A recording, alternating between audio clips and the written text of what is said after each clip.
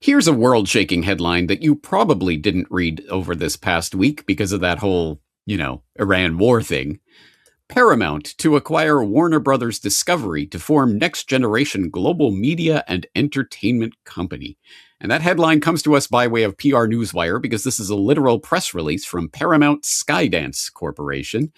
And if you don't understand the significance of this headline or why I might refer to it as world-shaking, well, I guess I could defend that epithet by pointing to such things as Larry Ellison, the father of Paramount Skydance CEO David Ellison, and his obvious political proclivities and attachments that make it extremely worrying that he is now in a position of such media dominance, also being positioned in the newly acquired, spun-off American TikTok, and of course the whole CBS takeover that has happened recently and all of that shakeup. So we now have someone with some very interesting political connections in an incredibly influential seat of media power. We could also talk about David Ellison, the CEO of Paramount, who has talked about the merging of technology with creative content in order to create the next generation of filmmaking experience, and has, of course, floated the thought, the idea, the concept of AI-generated movies. So I could talk about that, but I think if I have to explain all of that, well, then probably we have to get to an even more fundamental layer of this, which is something that hopefully everyone in my audience is at least somewhat familiar with at this point. But let's put it out on the table.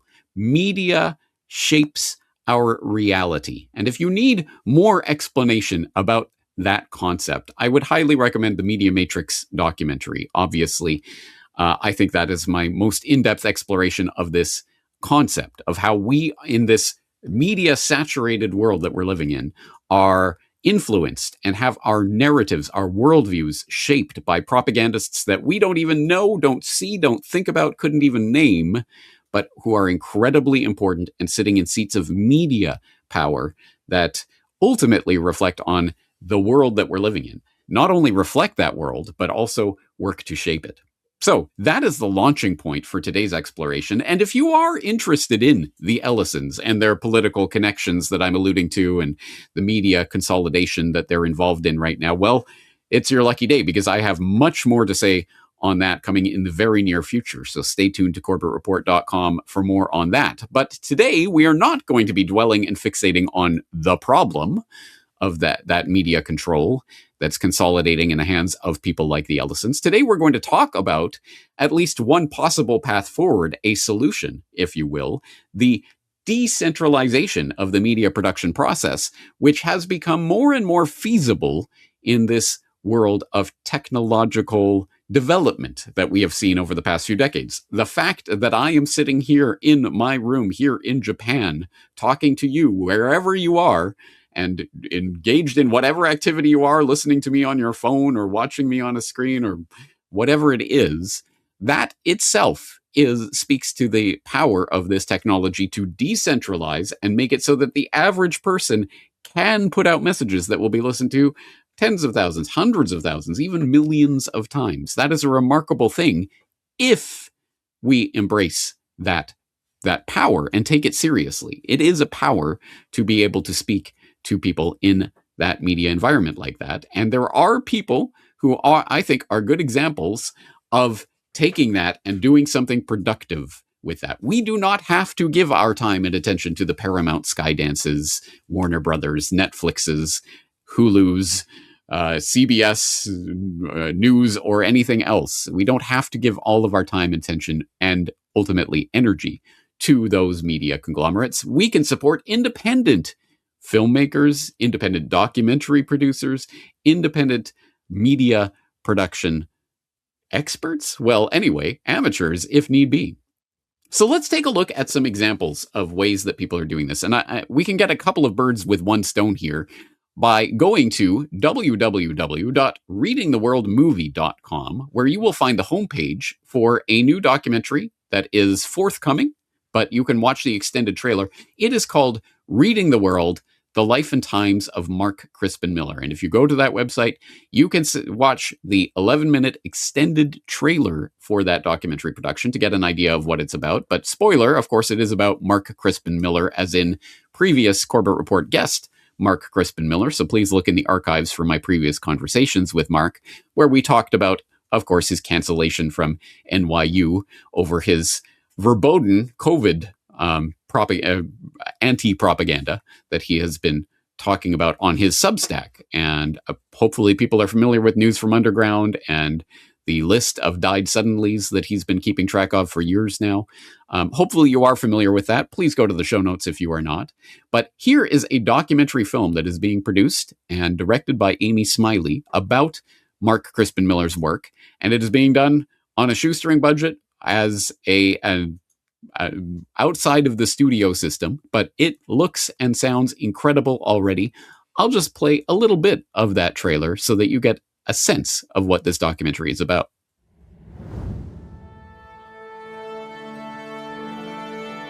Democracy depends on a certain rational skepticism throughout the public. That is not a sign of pathology. That is a civic necessity. It is a journalistic requirement. It is also a basic scientific principle. You don't just accept what you're told. You look into it yourself. And if you notice problems with the story you're being given, you speak out about it loud and clear. We're joined in our studio here in New York by New York University professor Mark Crispin Miller. Is the sharpest critic of television we have. He's a modern propaganda maven. A frequent contributor to Harper's Magazine. He is known for his writing on American media and for his activism on behalf of democratic media reform. Henry James says the ideal critic should be someone on whom nothing is lost. And I think of Mark that way. You closed just then by saying you're a journalist. A moment ago you said you were a commentator. I just said you can be both. Whether it was reading an ad or talking about a TV program, the approach was just original and exciting.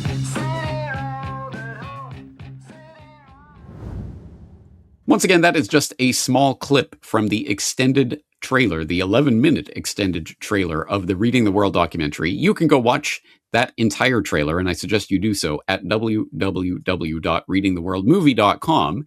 And when you do so, you will have an even better sense of some of the people that are participating in this documentary project and some of the incredible work that has gone into editing and putting together and collecting the archival clips, etc., to put together this documentary production.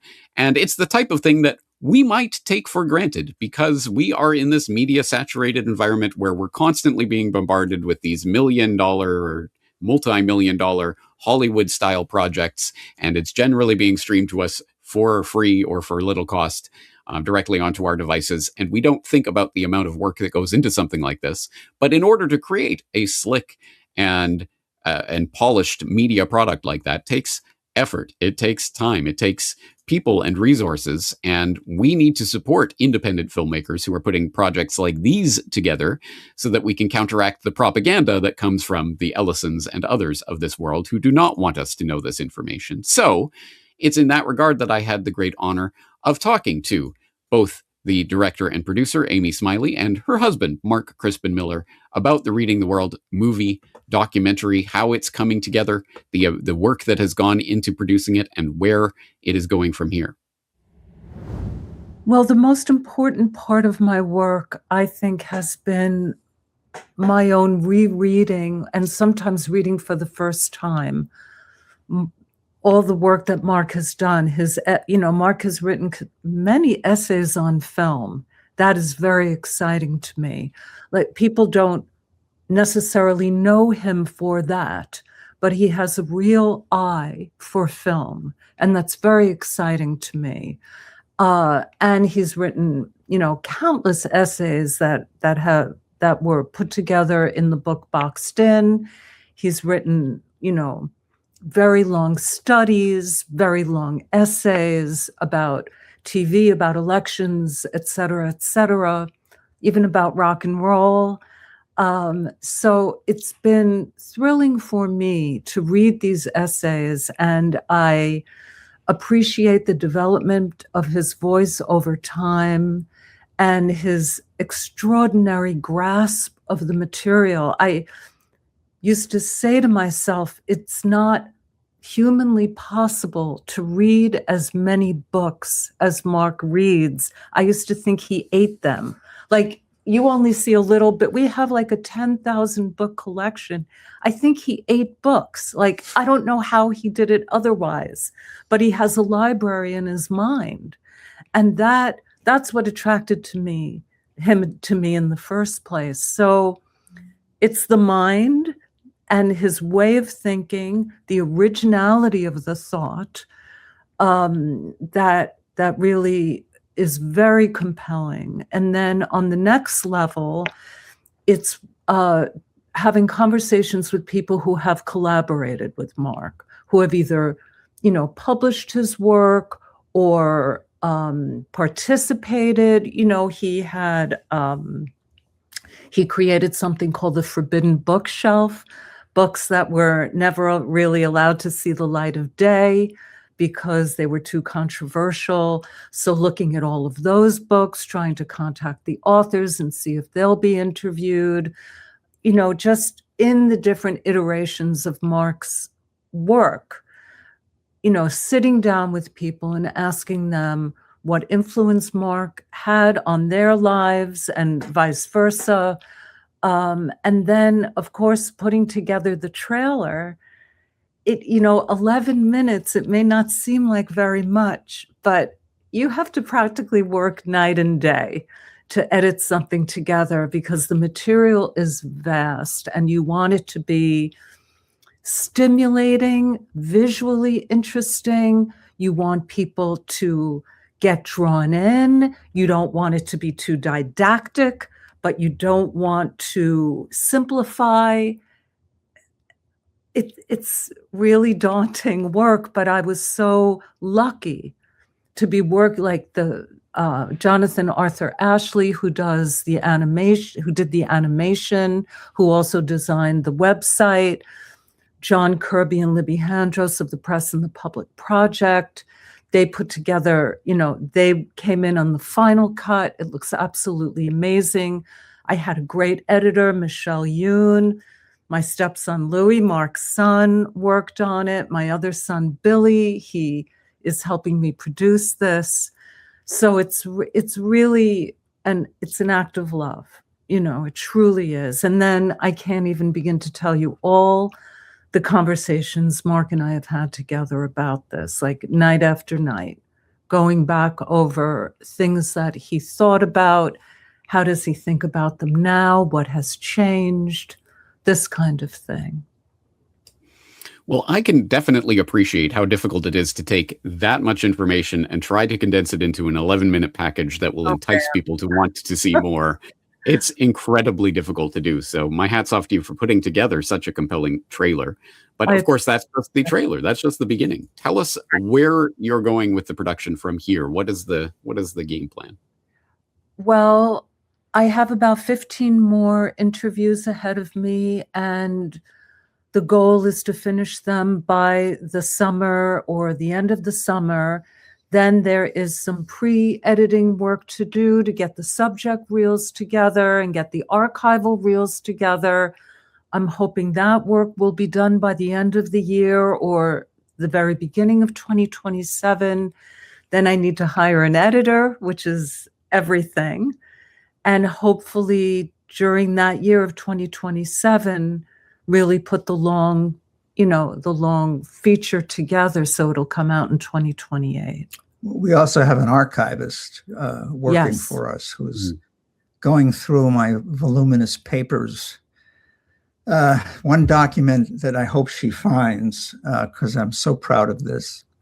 I wrote an essay in the 90s on Kubrick's 2001 for Sight and Sound. And I got... The Cold Descent, is that? Yeah, it's 2001, A Cold Descent. That was not my title, but that's the title they put on it. And I got a letter from the editor of Sight and Sound informing me that Stanley Kubrick's office had written to them requesting 4 copies of that issue. I mean, I thought I had died and gone to heaven, I think very highly of him. There are things like that. Have you seen Bulworth with Warren Beatty? Did you ever see that movie? I know of it. I have not seen it. Well, it's a political comedy of sorts. Warren Beatty plays a Democratic senator who becomes sort of disillusioned with the whole system. And he becomes a kind of homeboy, a rapper, dresses like a rapper for reasons too complicated to go into. Anyway, there's a scene where he's being interviewed live by a newswoman on a stage, and he launches into this riff on media consolidation. And I happened to meet the screenwriter, Jeremy Pixar, and I asked him, the stuff that he says in that scene sounds so familiar to me. Is it possible that you guys read my issues of the Nation? And he said, oh, yes. Oh, yes. Now, it remains to be seen whether Jeremy Pixar is one of those who will be interviewed. One never knows, especially with Hollywood people. But we're trying to recreate moments like that and make them as fun to watch as they were for me to live. And there's also a dimension of Mark's work that we haven't mentioned, which is his teaching, which is very sacred to Mark. And so we're, interviewing some of the students. And I think we also have a tape of a class, that there's some very lively things going on within those kinds of exchanges that we also want to bring to light. Yeah, too lively for NYU, as you may recall, James. You had me on to talk about that. We're going to go over all that in the film. Excellent. Very much looking forward to it. And I didn't expect you to put Bulworth on my list of to-watch movies, but I guess it is there now. And perhaps this is the time for me to admit that I think Dick Tracy is one of the best films of the 1990s. But let's not go there. Let's not go there. Anyway, another Warren Beatty movie to add to my list. Let's talk to people about how they can support this work, because it is a work in progress and obviously is going to take a lot more work from here forward. Obviously, they can go to readingtheworldmovie.com to see the extended trailer, but how can they actually help support and make this film come to fruition? So I would like to just add that they must type in www.readingtheworldmovie.com in order to get to Agincourt Productions' website, where they can click on the trailer, watch the whole thing, and then if they would like to support the project, which would be so moving for us, there is a donate button, which will take them to Give, Send, Go, and they can make it can be $1, $5, $200, whatever they feel they can afford. We're doing this through crowdsourcing, and we're really trying to spread the word, and that's the best way that people can help us with this project, is by donating and by sending the link to the trailer to their family, to their friends. And we feel like we're getting a lot of traction, and it's very exciting. Once again, that is Amy Smiley, the director and producer of Reading the World, and of course the documentary subject himself, Mark Crispin Miller. And I hope that those who are interested will explore more of that information at www.readingtheworldmovie.com, where you can find out more, watch the full extended trailer. But if you, and when you do, I trust that you will see the relevance and importance of the subject of this documentary, as well as the story of how this documentary is coming together, being self-funded and funded, crowdsource funded. not in the studio system, but outside of that system. And I think that points the way forward to the way that we need to go to disintermediate and decentralize media production itself. And if we do not support the independent filmmakers, well, then what can we expect other than the AI slop that the Ellisons and their ilk are going to try to force feed down our throats? So on that happy note, I think another relevant and important aspect of this support of independent filmmakers is that these creative and engaged media types are able to condense and put information in ways that boring old fuddy-duddy James Corbett can't do himself. And that struck me again on a recent piece of feedback that came in through the contact form on corbettreport.com, where someone was telling me about how he has been talking to his wife, or was it his girlfriend, for a number of years now about these conspiracy reality subjects. And she puts up with him, but isn't particularly interested or quizzical. But he shared with her some sort of crudely done animation of some sort that was several minutes long, that was condensing some information. I can't remember if it was on COVID or what it was, but he sent me the link and he said, this was what got my girlfriend, my wife, interested in this material. And she started asking me questions. Is that true? Oh, did that really happen? And it's something that he has explained to her many, many times and has attempted to show Corbett Report material to her, but she was not interested in that. She was interested in this animation. So it just goes to show the point once again that everybody has a different style in which they like to understand and receive information. And the more that we support different filmmakers and other people out there that are putting this information out in different ways, the further the information itself will spread, and the more likely it will be for that information to land on the fertile soil of people who are interested in this information. They just need it presented in their own way. So who else can we look at on the independent filmmaking landscape as an example of someone who is out there doing the hard work of attempting to put this in a different form and format? Well, hopefully the more astute and longer memory people in the audience will remember my previous conversations with Teace Snider, a Canadian independent filmmaker. I've talked to him a couple of times. You'll remember way back in 2012, I had him on Corbett Report Radio to talk about his short film at that time. He was talking about Blindfold, and I hope you have seen that short film. We discussed that at that time, and we discussed it again in his not so long ago appearance on Solutions Watch back in 2024, when we specifically talked about replacing Hollywood. We talked about Blindfold and what happened with that film. We also talked about Hold Me, the independent media film that Teace Snider put together himself, and which we talked about in that. So if you want the details of that, you can go there. But today, I had the pleasure of talking to Teace Snider about a different one of his projects. It's called Conspiracy Synergy. It's at conspiracysynergy.com. And if you go there, you can see the 8 episodes of the Conspiracy Synergy that have been put together, as well as several mini docs, profile pieces, as it were, of various people in the independent media landscape who you know and love as the independent media personalities.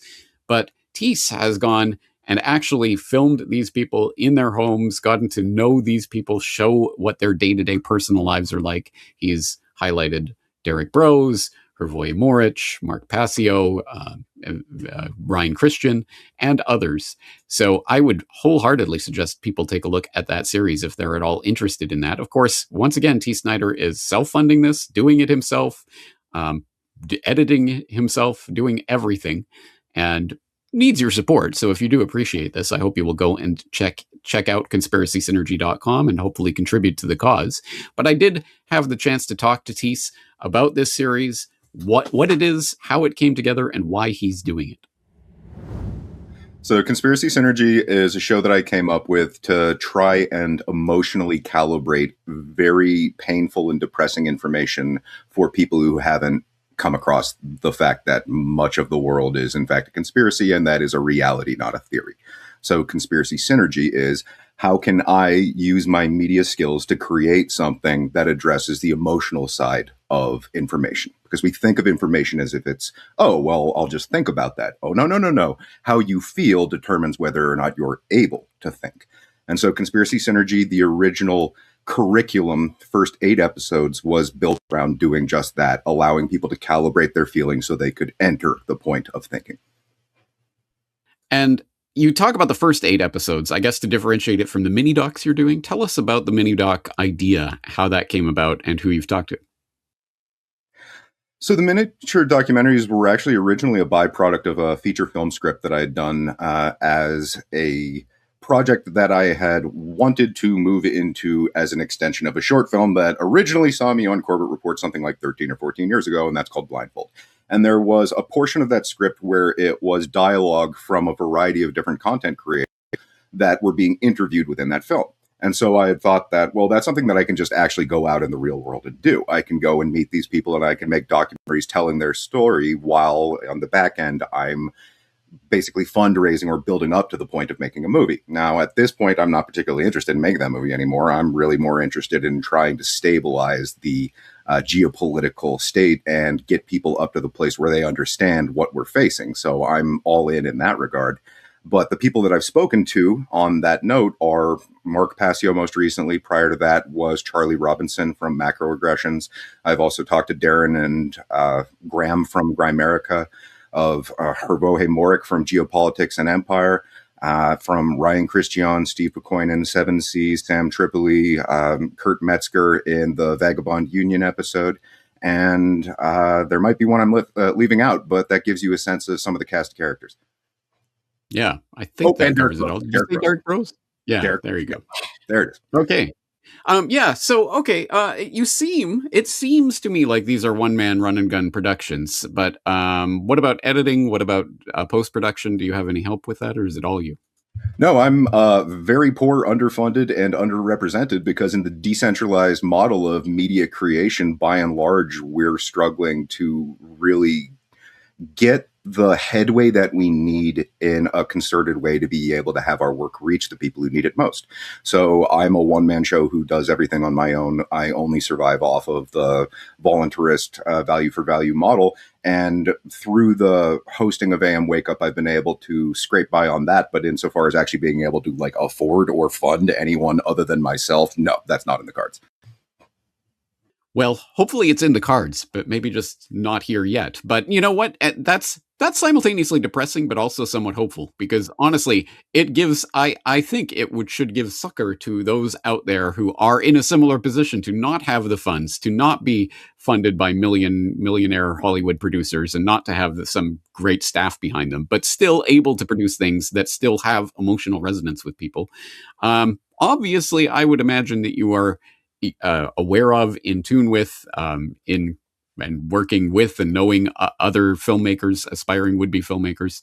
Talk about that world and how that world is surviving in our current economic situation. So I actually wouldn't be the best person to be able to comment on that world in an in-depth way. And that's because where I live, I've sat on the Edmonton Arts Council board before in order to determine who gets grants for a particular issuance.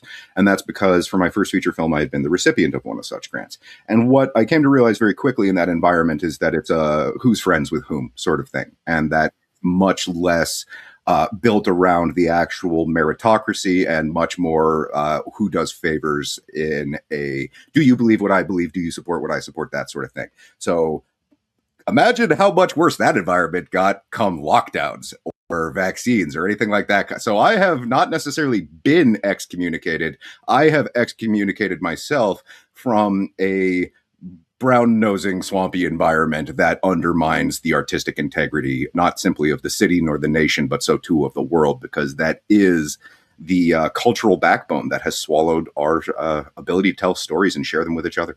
So I'm not really in a position to talk about that world other than to speak ill of it. Fair enough. But yeah, I mean, and combine that with just sort of the natural tendencies of the art space in Canada, I can imagine not generally receptive to conspiracy reality. So yeah, you have your work cut out for you, trying to forge friendships and meaningful relationships in that community. But who does support you? Who have you hooked up with? Tell us about some of the connections that you've made through your work. The most supportive people that I've met have been people who actually understand the truth and prioritize how important that is in a life and death way in this, the Third World War being fought by unconventional means. So the most support I've received has been from the sane. And the sane, unfortunately, have spent a disproportionate amount of their life studying the insane. And so I am trying to speak to the insanity of the time in a way in which I can depict that story accurately from a variety of different cultural lenses. And I've done just that.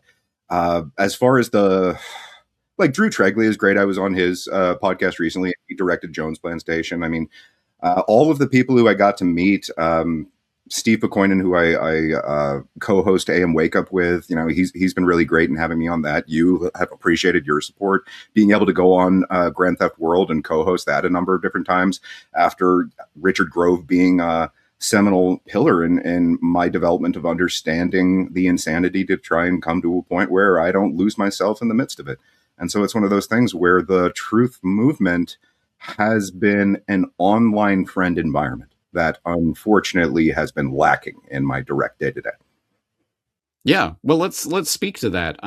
The people that are the target audience of your work are the type of people that you're trying to reach out to, as you say, the sane who have been studying the insane, but also the people who are just dipping their toes in this water. There must be a wide range of people who encounter this work and encounter it from vastly different perspectives. How can they, should they, would you like them to support the work that you and other people in the space are doing? Well, so the first thing is that people don't understand how much work goes into film or media construction, because we exist in a media environment where we get everything for free, and it's usually on a caliber where it costs multiple millions of dollars, but we just expect it for a Netflix level of subscription.